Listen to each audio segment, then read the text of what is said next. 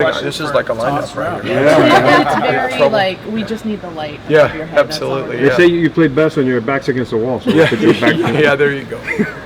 So how's the adjustment going with the new players on the D line? And Oh golly, it's going smooth. It's going smooth. It's a great room of kids. You know, they got high character. They've been coached up very well, obviously, the past 3 years. So we're just kind of plugging myself into the system here and making a few subtle changes and. You know, same horse, different driver type of situation. So it's been real good. The transition's been very smooth. What have you found? You want to go? Go. What have you found about the talent around here? Your first impressions about this defense?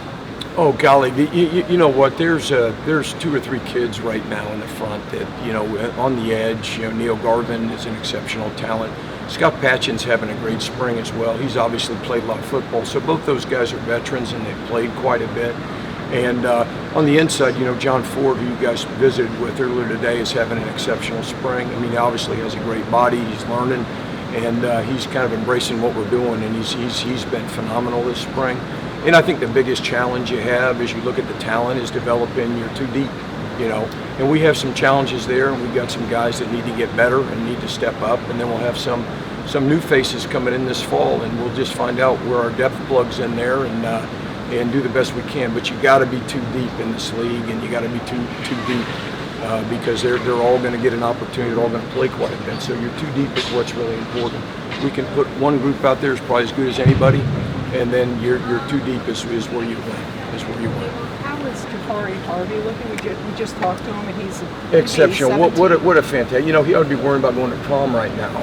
You know, it's amazing. You know, coming in here and plugging into the system, doing what he's doing. Our install kind of had his head swimming. Now that we got a few more practices in, which is normal, and he's leveled off the past couple of days, and he's starting to get the assignments and do what he's doing. But what an exceptional talent! He's certainly the right guy to step in and play that position and carry the torch at some point. Making great progress. how about Nesta? How's Nesta been doing? Nesta's having a great spring. He really is, and he's one of those 2s that I was talking about that is having an opportunity right now to push for a job, and I'm sure that'll carry into the fall. But so far, I've been very pleased. His work ethic and what he's doing, his intensity, he's been great, and he's been very coachable too, which is that's a whole deal. I was going to say one of the things that Coach Baker brought up is just a little bit of his competitiveness. How much do you got? You're walking the fine line. You want him to be that, but you also don't want him to be penalized. Yeah, things like that. You mean controlled rage? Is that Yes, what you're talking yes, about? Is that what in a that's nice what real we- way? yes. Yeah, no, he's a great one. He's under control, and he just has to learn how to control his emotions a little bit, like they all do. And he'll be great. He'll be great. But he's falling in line and doing a great job for us. Really like the kid. You've known Manny Diaz for a bit. Just your early impressions of him as a coach, and then now seeing him become a head coach. Yeah, well, you know what? Now, I said this before, and I was with Manny when he was a graduate assistant. I was actually the strength coach at NC State. Then I was the defensive line coach at NC State. And Manny was with me during the start right there. And I think guys like Manny that are as smart as he is and as well thought as he is, they in the coaching profession, they just stick out like a sore thumb, you know. And my wife will verify this. I said after 2 years on the staff with me, I said that guy will be a great head coach one day. He will make it and be a head coach. And sure enough, it happened here, you know, which is phenomenal. But he's a very talented guy, very smart, and one of the very few guys that can process information and see 22 moving parts on the field. I'm not smart enough to do that. Okay, I have to study real hard, but he's a very sharp guy. So your thoughts on when the opportunity came? I mean, so different.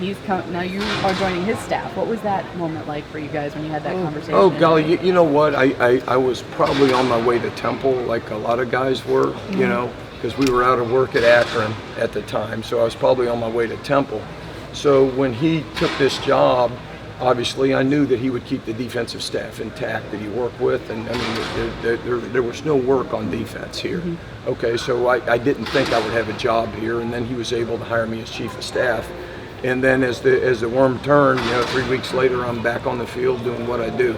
So everything fell into place. It's an amazing opportunity, and I'm so thankful to be here. Believe me, this is just a great opportunity for me, especially at my age now. This don't happen very often. Coach, I was going to mention when Manny took over, he said, if it ain't broke, don't fix it.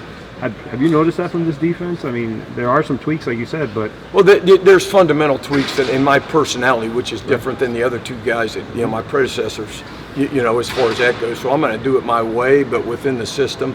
But it's Manny's system, you know. And luckily, he has a lot of guys underneath his tree that are coaching in this system right now. We've all coached and been around Manny and played the same system for a long time.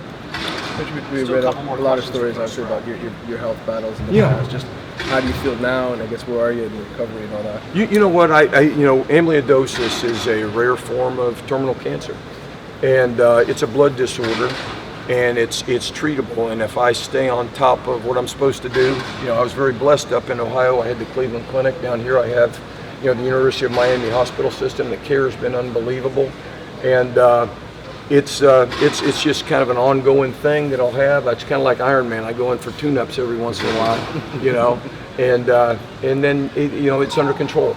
So it's all good. I feel good, and I'm just rocking and rolling, ready to write this next chapter.